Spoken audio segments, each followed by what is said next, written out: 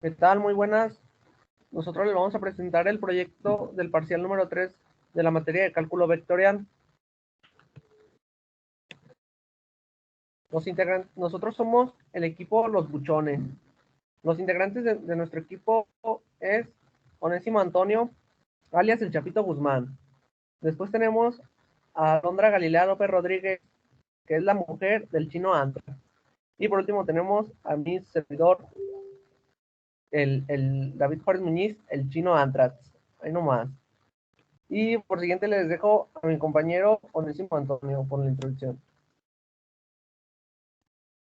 Bueno, pues tenemos como introducción que en la presentación mostraremos los temas investigados por el equipo, los cuales fueron la integral doble, el gradiente de una función escalar, así como también dos tipos de aplicaciones prácticas de un gradiente. También se llevó a cabo la investigación del laplaciano de una función escalar y teorema de Hell, identificando su concepto para así poder llevar a cabo un ejemplo de cada uno. Por último, realizamos algunos ejercicios de máximos y mínimos, donde obtuvimos diferentes resultados que ayudaron a comprender más de estos temas.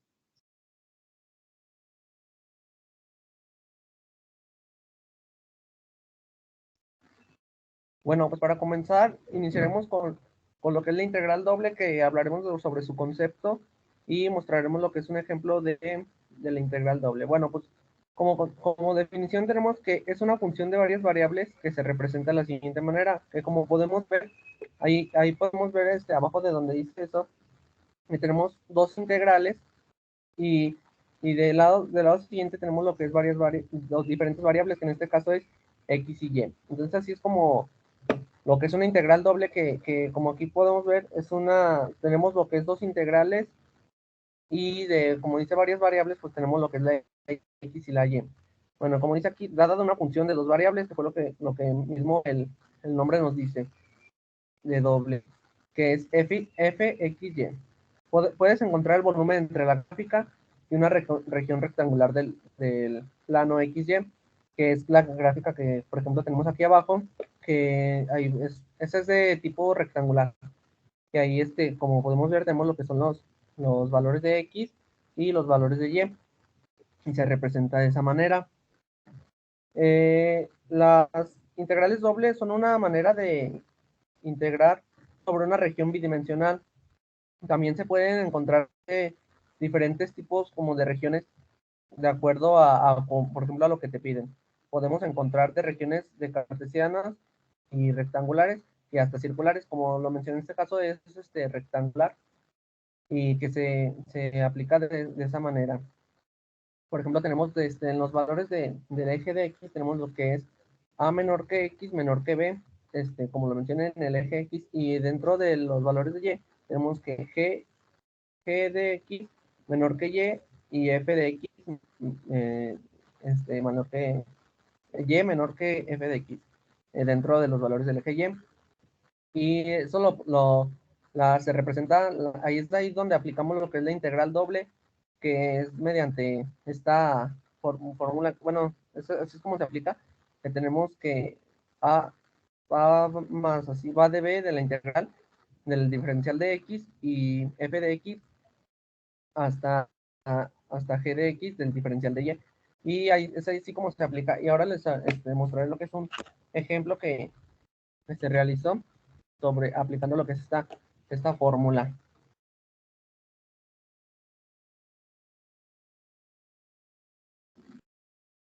Bueno, pues como podemos ver, aquí tenemos lo que es el ejemplo, que nos pide encontrar el área de una región por medio de la integral doble. Como podemos ver, es como lo que es la gráfica pasada, casi igualita, pero pues con diferente, lo que te pide diferente, pues. Entonces aquí tenemos lo que son los valores dentro del eje de X, que es de 0 a 1, y tenemos lo que son los valores de Y, que es de X cúbica a X cuadrada. Entonces, se plantea lo que es la, la integral, como lo mencioné. Tenemos que, para sacar el área, tenemos de 0 hasta 1 el diferencial de X y de X cúbica a X cuadrada del diferencial de Y. Entonces, es así como la aplicamos. Y tenemos aquí abajo de este lado tenemos lo que es que dice que el área, lo de los valores de y nos vamos a poner se van a dividir sobre una base, pues, que lo que vamos a tomar es la x, que nos va a quedar la integral de 0 hasta 1, y esto va a quedar multiplicado por x cuadrada menos x cúbica con el diferencial de x, lo cual nos quedó de la siguiente manera, que es el área es x cúbica entre 3 menos x cuadrada entre 4, por los valores que son de x, lo que nos dio los siguientes resultados, que es área igual a 1/3 menos 1/4, porque se aplicaron sobre el 1. ¿Por qué sobre el 1 nomás? Porque como nomás tenemos ese valor más grande y el 0 pues ya no cuenta en sí, ya no serviría de nada hacerlo, lo cual finalmente nos da el resultado de un doceavo. Y para comprobar este resultado de que sea correcto, se puede usar algún software. En este caso utilizamos lo que es GeoGebra, que aplicamos lo que es vamos metiendo nuestros datos y nos va aplicando para finalmente comprobarlo si nuestro resultado que nos salió usando la integral doble fue correcto. Y en este caso lo que se realizó fue que primero metimos lo que es los valores de x cuadrada con los términos de 0 y 1, y que son los de x, y nos dio lo que es la recta que se puede ver en la imagen, que es la de color azul, bueno, la figura, y como podemos ver en la imagen del color verde, ahí también se observa lo que es lo de x cuadrada. Y por siguiente tenemos lo que es de la g, que es la parte de abajo donde está lo rojo, y ahí aplicamos los de x cúbica, y finalmente, pues, lo que se hace con eso es aplicar ahí la integral y ver el resultado que nos salga, que sería el área, que sería integrar lo que es f y g, y finalmente nos dio como resultado el área de 0.083. Entonces, como en lo pasado nos salió un doceavo, lo que hicimos es dividir 1 entre un doceavo, y nos salió 0.083, lo cual se confirma que nuestro resultado es correcto. Y así es como se hace el uso de la integral doble. Y ahora por siguiente les explicaré lo que es la gradiente de una función escalar. El gradiente de una función es de una función o campo escalar, es una función vectorial que apunta en la dirección de máxima variación de la función escalar y cuyo módulo es la máxima variación de la misma. Una función escalar es aquella que a cada punto del espacio se le asocia un número, un escalar. Una función vectorial es aquella que a cada punto del espacio se le asocia un vector. Bueno, pues esto es lo que por lo tanto nos dice que el gradiente es una derivada direccional. Y bueno, para representar lo que es el gradiente, es este triangulito que podemos ver en la imagen del lado derecho, que es un triángulo invertido, que significa nabla, que significa arpa en griego. O también se puede representar de la siguiente manera, que es gradiente de f, que es más entendible, porque así es como que el triangulito a veces se te puede olvidar en qué consiste, entonces así es más fácil comprender lo que te piden.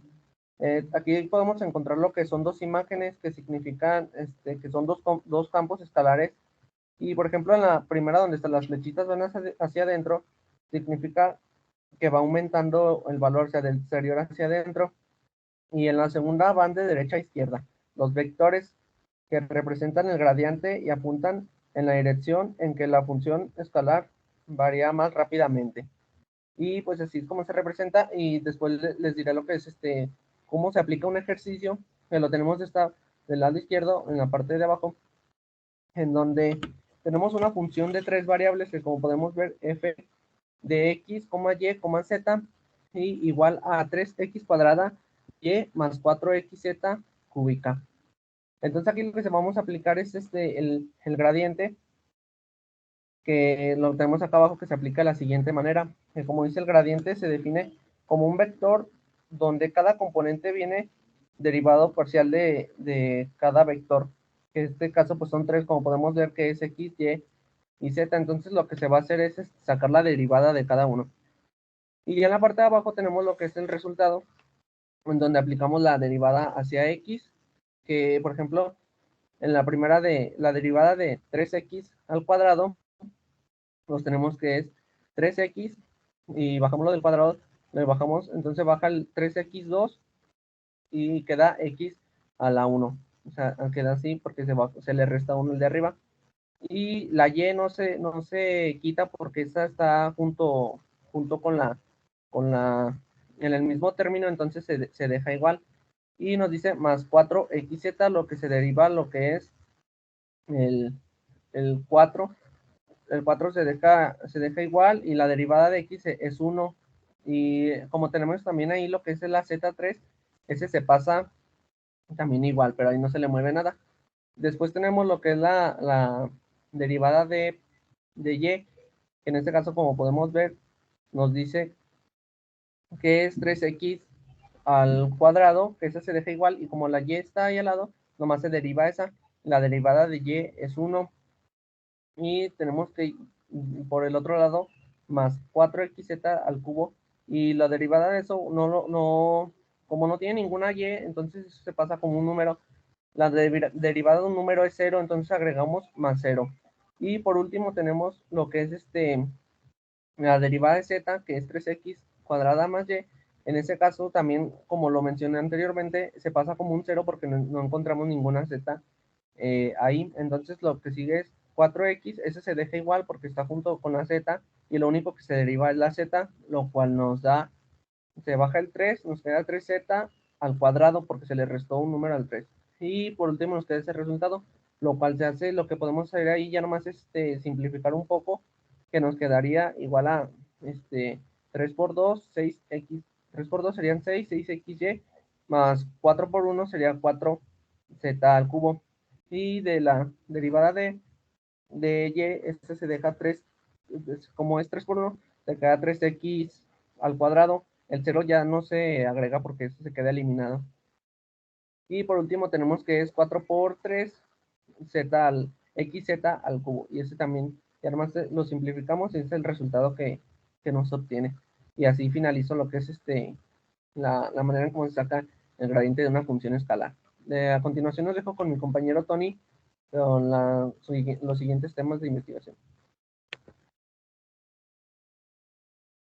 Bueno, una vez comprendido el tema de gradiente, exponemos dos aplicaciones, donde la primera es electromagnetismo y mecánica de fluidos, o también en particular existen campos vectoriales que pueden escribirse como el gradiente de una función o potencial escalar, como se muestra en la imagen de la diapositiva. Bueno, el gradiente de la mecánica de fluidos, el gradiente de velocidad es el índice de cambio de velocidad con la distancia de las placas, donde el gradiente de velocidad es un medio a través del diámetro de un canal de fluido, y ya sea en una tubería, en el espacio anular o de otra forma. Como se visualiza aquí en la imagen, ya tenemos el fluido, tenemos superficies que tienen elásticas, que es la distancia entre las placas, y el perfil de velocidad que tiene los vectores X y Y en la mecánica de fluidos. Y es aquí, así donde podemos mostrar nuestras dos aplicaciones. También en el campo vectorial, como se mostraba en la imagen pasada, pero esta es más sencilla de visualizar, porque tenemos los vectores y el espacio vectorial ya mostrado. Bueno, pasamos con el siguiente tema, que es cómo se define el laplaciano de una función escalar. Bueno, en cálculo vectorial, el laplaciano es un operador de segundo orden que surge como combinación de los conceptos de gradiente, divergencia y rotacional, y se denota como un delta mayúscula, como se visualiza en la gráfica de f de xy. Ese es el laplaciano. Se puede aplicar en campos vectoriales. Se trata de un operador que es importante porque es usado en diferentes campos de la física, como es la electrostática o la distribución de tensiones en un sólido deformable, o claro, su definición corta, como se muestra en la diapositiva, que es un operador diferencial elíptico de segundo orden, denotado como delta, y está directamente relacionado con ciertos problemas de minimización de ciertas magnitudes sobre cierto dominio. Y ahí tenemos un problema donde es el gradiente por el laplaciano de escalar por el producto punto, que enseguida les mostraremos un ejemplo, que es donde queremos calcular el laplaciano de una función, como ya mencionaba, por el producto punto del gradiente. Vamos a calcular el laplaciano de la siguiente función, donde es f de xy es igual a 3 más coseno de x medio por seno de y medios. Lo primero que debemos calcular es el gradiente. Como ya nos comentaba nuestro compañero David, el gradiente no es más que sacar las primeras derivadas parciales. Así que tomamos nuestra función respecto a f de x y empezamos a derivar. Así que tenemos que la derivada respecto a x de la función, primero derivamos lo de medio, ¿verdad? De donde es x medio, la derivada de x medios es un medio. La derivada de coseno es menos seno por la cantidad que tengamos dentro. Y la derivada de seno respecto a x es lo mismo, ¿verdad? Porque es y medios, así que se deja igual. Y ahora la derivada parcial respecto a y de la función, que se hace lo mismo que lo anterior, solamente hay que derivar, pero respecto de y medios es lo mismo un medio, y la derivada de seno es coseno por lo que tengamos adentro, en este caso es y medios, por la derivada de coseno respecto a y es lo mismo que es x medios. Y el segundo paso es calcular la divergencia del campo vectorial que ya hemos obtenido, que son las derivadas parciales que ya resolvimos. ¿Y cómo lo calculamos? Pues el laplaciano lo calculamos haciendo las multiplicaciones y las segundas derivadas del campo vectorial que ya tenemos. Así que hacemos la multiplicación de un medio por el un medio de la segunda derivada de x medios por la derivada de seno, que es coseno, pero como tenemos el signo negativo, es menos coseno de x medio, por la multiplicación del seno respecto a la derivada de x, se deja igual, que es seno de y medios, más la segunda derivada de y respecto a y medios es un medio, por la derivada de lo que tenemos adentro de coseno de y medios es medio, y la derivada de coseno es menos seno de y medios, por la multiplicación de respecto a x de y es coseno de y de x medios, y es así como tenemos nuestro laplaciano. Lo podemos seguir simplificando, pero lo único que queremos ver aquí es cómo obtenemos un laplaciano. Bueno, continuamos con el teorema de Gen y para qué se utilizan. El teorema de Gen es uno de los más utilizados en el análisis matemático, ya que nos permite cambiar las integrales para su mejor resolución.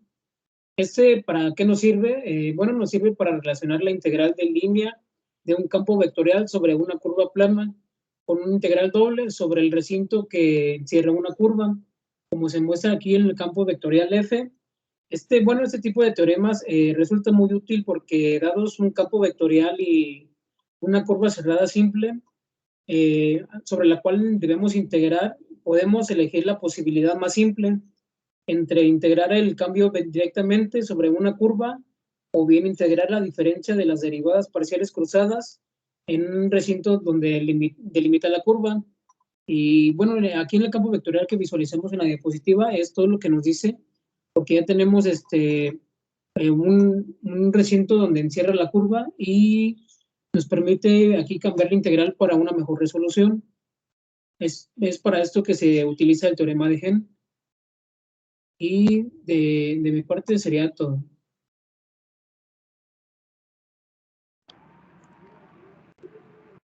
Muy buenas noches, yo les voy a presentar las operaciones que realizamos de máximos, mínimos y o puntosillas. Comenzaremos con el ejercicio 3,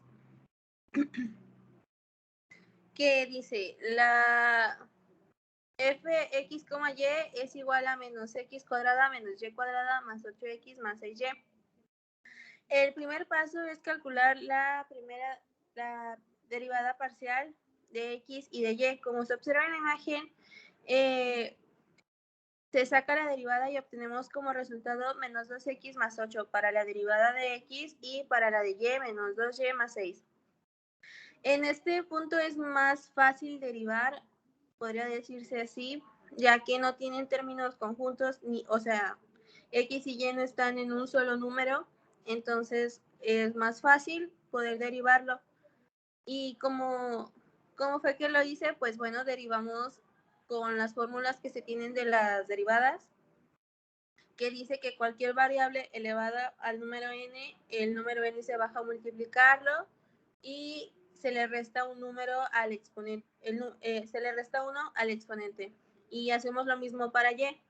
Y para sacar los términos que tenemos ahí independientes, como el 8 y el 6, las fórmulas que dice es que una constante multiplicada por una variable la variable es 1, entonces la constante permanece igual. Para el paso 2, tenemos que encontrar los puntos críticos. Aquí se tiene que hacer un despeje, como lo dije antes. Es algo más fácil ya que no tienen términos juntos, o sea, sí que no están ni x ni y en el mismo número. Y ya simplemente despejamos. Del lado izquierdo de la imagen se puede observar que tenemos el despeje para x y del lado derecho para y. ¿Cómo se hace? Pues bueno, primero se pasa el 8 a restar, ya que está sumando al término que tiene una variable. Y después lo que está multiplicando la variable pasa dividiendo. Realizamos la operación correspondiente y obtenemos un número positivo, el cual es 4. Hacemos algo similar para sacar y, pero con sus respectivos números. Y obtenemos igual un número positivo y este es 3. De ahí sacamos los valores del punto crítico, que es 4,3. 4 porque es el valor de x y y porque es el valor de 3. En el siguiente paso se calcula el determinante. Como podemos observar, ahí se coloca la fórmula, que es la segunda derivada de x, la segunda derivada de y, menos la derivada cruzada de ambas fórmulas. Y este último se eleva al cuadrado.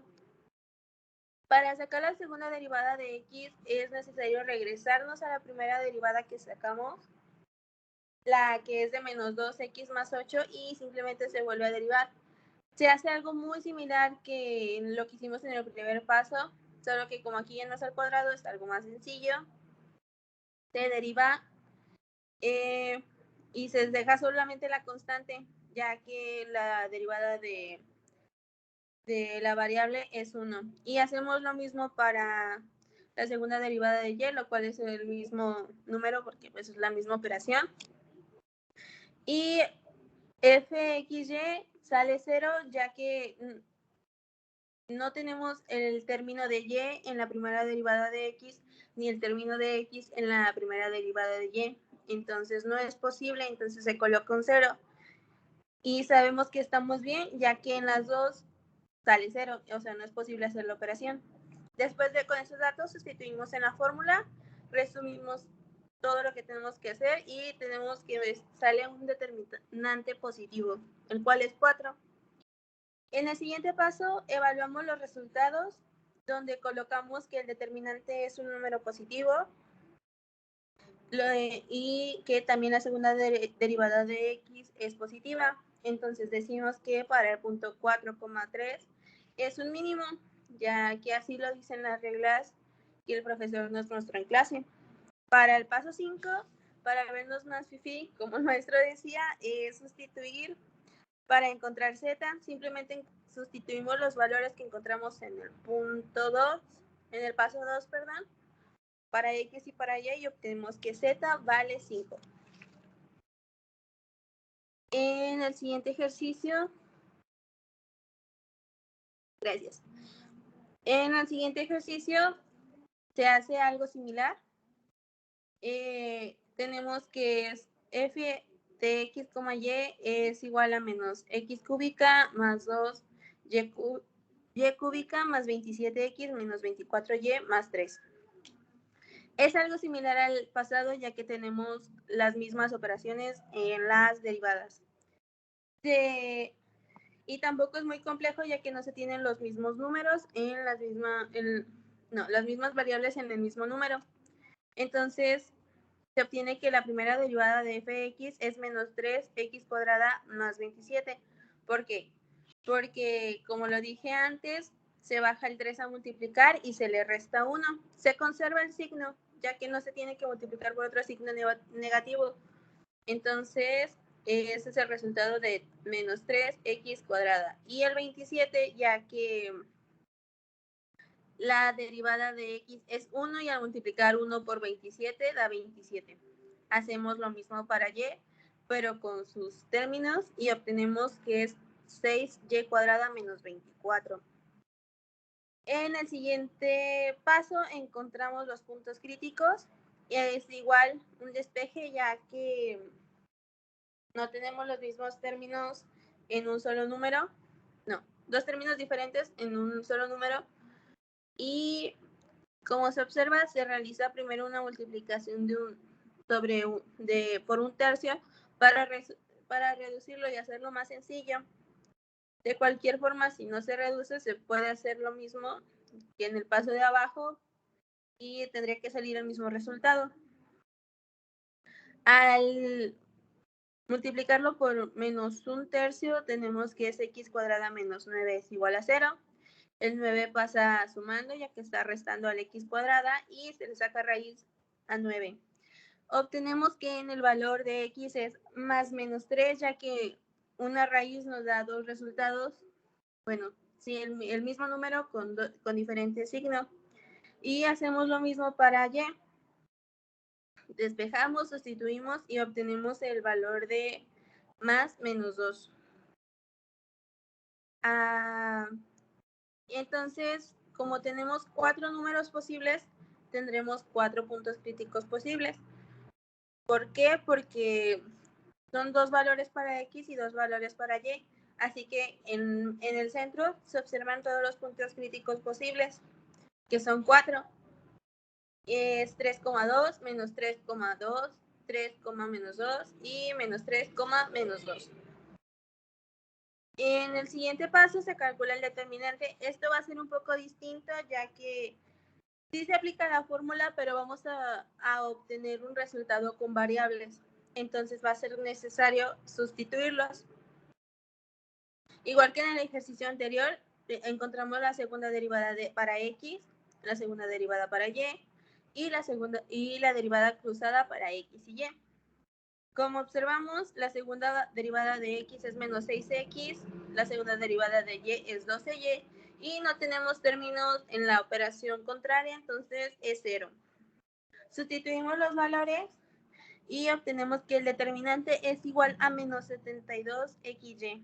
Como lo mencioné, iba a quedar una ecuación.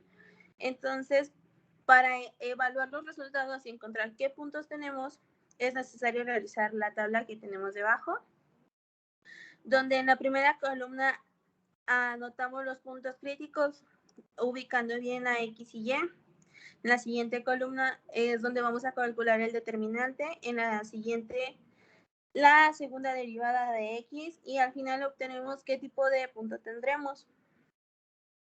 En la primera columna, donde dice menos 72 por 3 por 2, simplemente se sustituyen los valores de la fórmula que tenemos del determinante y los valores de los puntos críticos que tenemos en la columna de un lado. Al hacer las operaciones correspondientes, obtenemos que sale un número negativo. Desde este punto podemos saber que es un punto silla, ya que si el determinante es negativo, la única posible solución es que tendremos un punto silla. Nada más que por estética se realiza la siguiente columna para que no se vea solito y ya. Obtenemos que también es negativa la segunda derivada de x. Se hace lo mismo con los diferentes valores de los puntos críticos, manteniendo el orden. En la segunda fila obtenemos un número positivo. Aquí, como tenemos un número positivo, hay dos posibles soluciones para encontrar el punto. Puede ser un máximo o un mínimo. Entonces, ahí sí es necesario realizar la siguiente operación, que es sacar la segunda derivada de x. También se hace con fórmula porque en la primera tenemos una variable. Entonces, es necesario hacerla. Y obtenemos que es un número mayor que 0. Entonces, al obtener dos números mayores que 0, tanto el determinante como la segunda derivada de x, se obtiene que es un mínimo. En la columna en la siguiente fila pasa lo mismo, obtenemos que el determinante es positivo, entonces es necesario calcular la segunda derivada, la cual es un número menor a 0. Entonces ese es un máximo solo por esto se puede saber por las reglas que tenemos para encontrar estos puntos. Y en la última fila se obtiene que el determinante es un número negativo. No es necesario calcular la segunda derivada, pero pues por estética se hace y sabemos que obtenemos un punto silla. El siguiente ejercicio es el 11, el cual dice que fx, y es igual a 2x menos 5, todo eso que multiplica a y menos 4. Se hacen las multiplicaciones correspondientes. Se puede hacer así, sí, pero es más fácil si multiplicamos los números que tenemos. Hacemos lo mismo que hemos hecho en los pasos anteriores. Calculamos la primera derivada para x y para y. Aquí sí es un poco distinto, ya que tenemos dos variables en un mismo número. Al multiplicarlos, por ejemplo, 2x por y da 2xy, ese sería el único número que nos daría un poco de problema. Sin embargo, sí se puede hacer si tomamos en cuenta a la variable que no estamos derivando como una constante. Entonces, al hacer las operaciones correspondientes, la primera derivada de x obtenemos que es 2y menos 8. ¿Por qué 2y? Porque y es una constante y como estaba multiplicando a x, permanece porque la derivada de x es 1. Y hacemos lo mismo para y, pero con sus valores. Y obtenemos que es 2x menos 5. Para encontrar los puntos críticos, se puede hacer un despeje, pero encontraremos los valores inversos. Entonces, se hace lo que hicimos en el primer problema y en el segundo también, de despejar, y obtenemos que para y va a ser 4 y para x 5 medios. Entonces sustituimos y encontramos nuestro punto crítico. En el paso 3,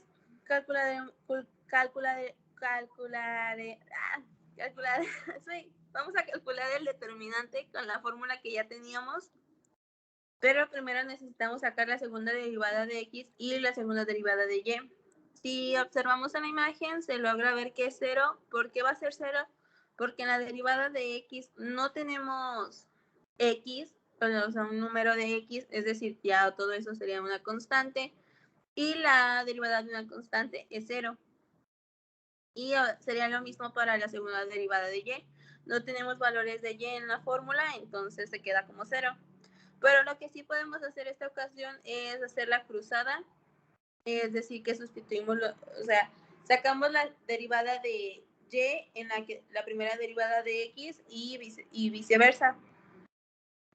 Y al sacarla obtenemos que en las dos va a ser el número 2, es decir, estamos bien y es correcto porque sale el mismo número. Entonces ya solo sustituimos en la fórmula y obtenemos como resultado un menos 4. Evaluamos los resultados y como sabemos que el determinante es un número negativo, desde aquí podemos saber que el punto será un punto silla. Y por cuestiones de estética, para verlos más elegantes, encontramos el valor de z, igual sustituyendo, y encontramos que es 0.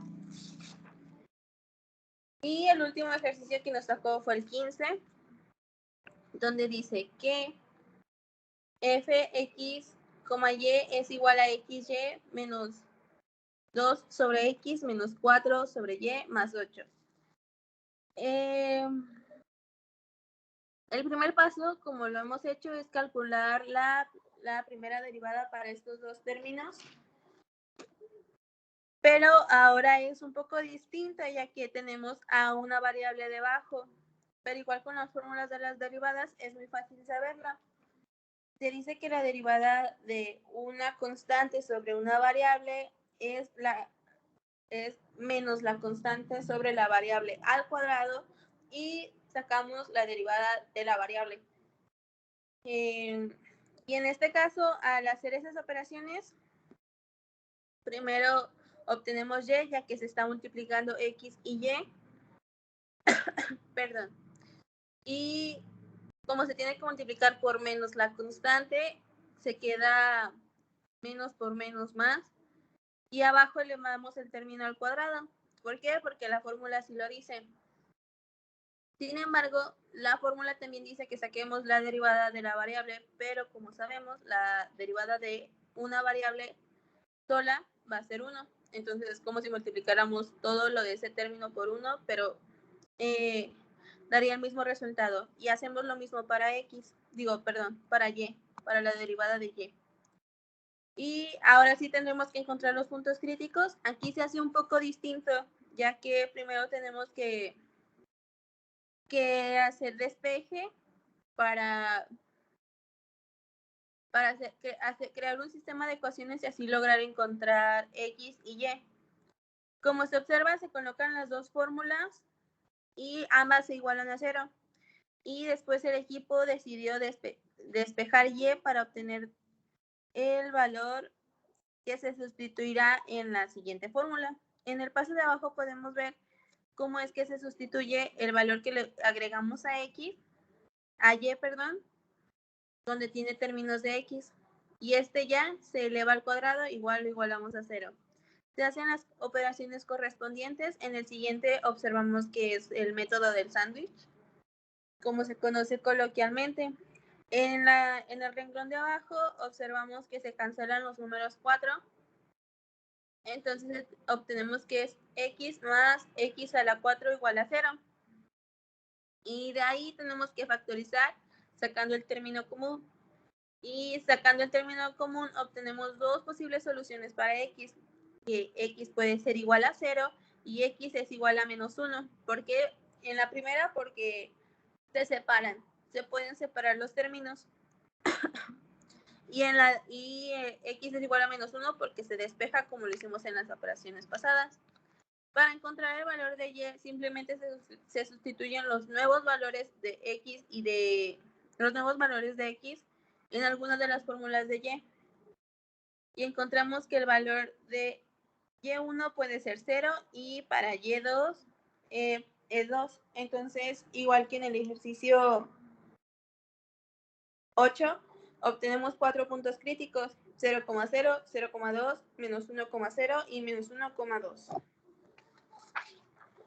Y en el paso 3 tenemos que calcular el determinante. Si observamos, tenemos que sacar la segunda derivada de x.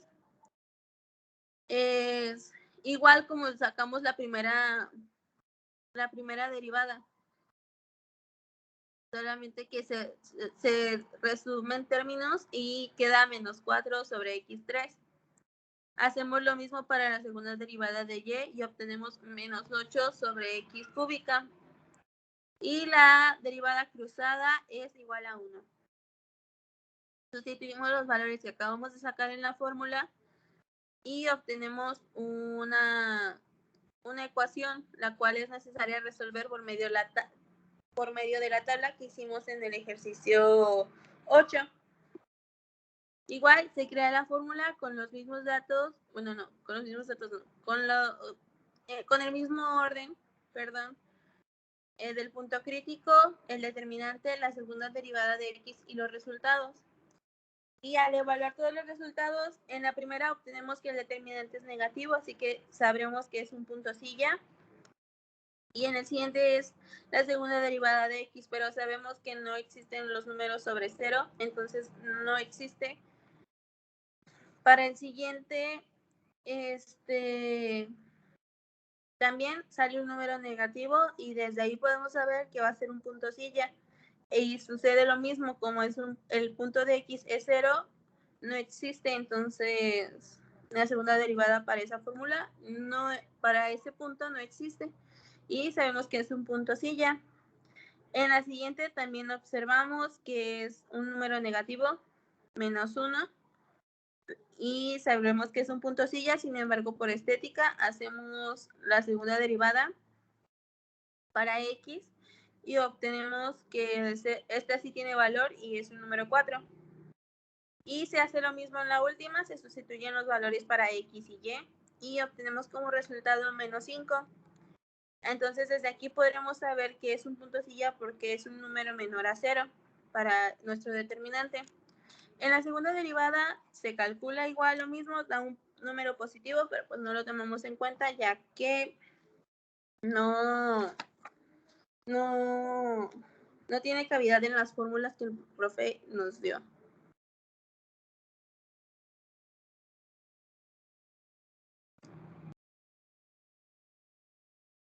Y a continuación mostraremos la conclusión, la cual dice que la realización de esta investigación nos ayudó a comprender distintos temas y lograr aplicarlos mediante ejemplos.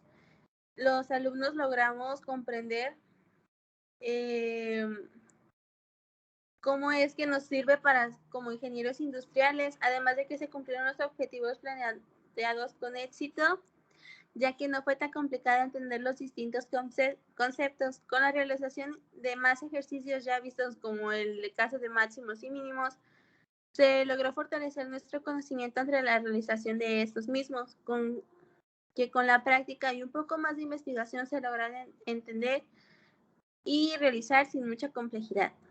Y pues bueno, esto sería todo de nuestra parte y espero que les guste nuestra exposición.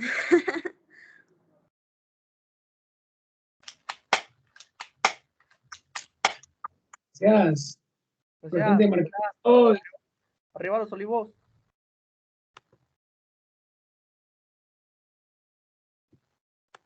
Las bibliografías.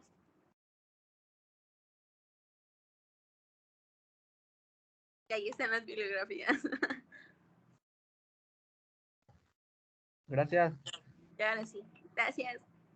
Gracias.